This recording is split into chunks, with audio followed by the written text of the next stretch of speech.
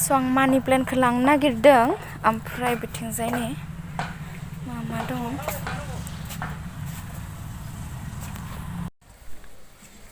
hello friends welcome back to my channel so लोगोफोर उदालगुरियाव एसे खामानि दङ आरोना थांनो नागिरदों आरो माबा बेबो लागोन आरो सो नोंथांमोना नायलांबाय थादो माबा मा होनो गारना गारबोनांगौमोन बारान्दायावनो बाबा दांदो थांगोन आरो उदालगुरियाव बिखेखयै खामानिया माने कारेन्ट बिल हैनो थांदोंमोन आरो 31 आगस्ट लास्ट डेट आरोना जेसेबांखिनि बिल दङ होजोबनांगौ आरोना गासैबो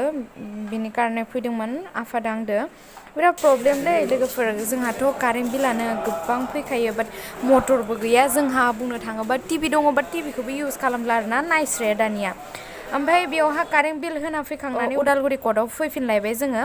आगैनि कास्ट सार्टिफिकेटखौ लांनो फैदो आरो 1 मान्थनि उनाव मोनोथ' स' खबर लाहैनोसै मोनोना मोना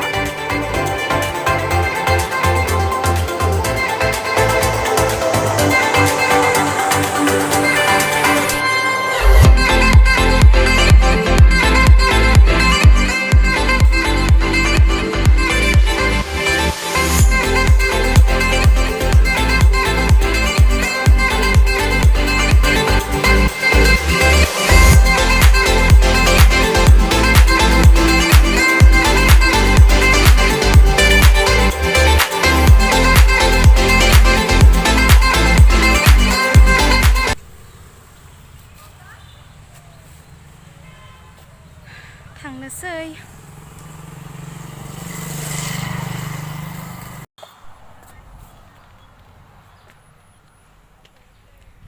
नार्सारियाव फैदो र' लोगोफोर दंफां लांनो माबा मिबि बिबार फुलि लांनोसै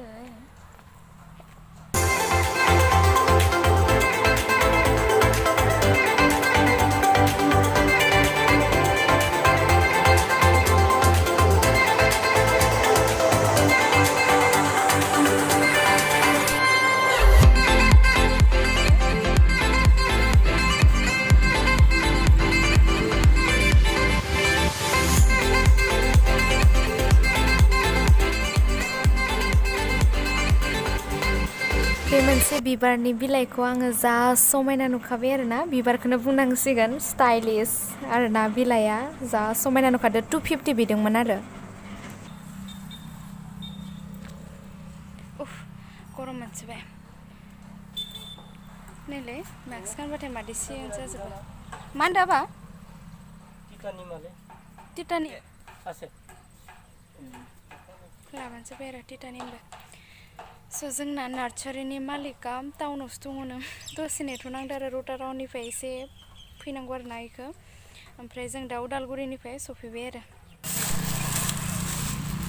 बाखि खैथायालाय ओइयाव दोङो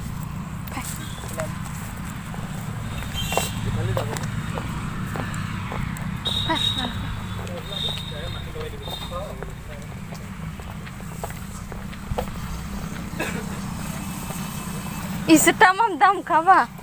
250 स' निम दंफां लाबाय फांसे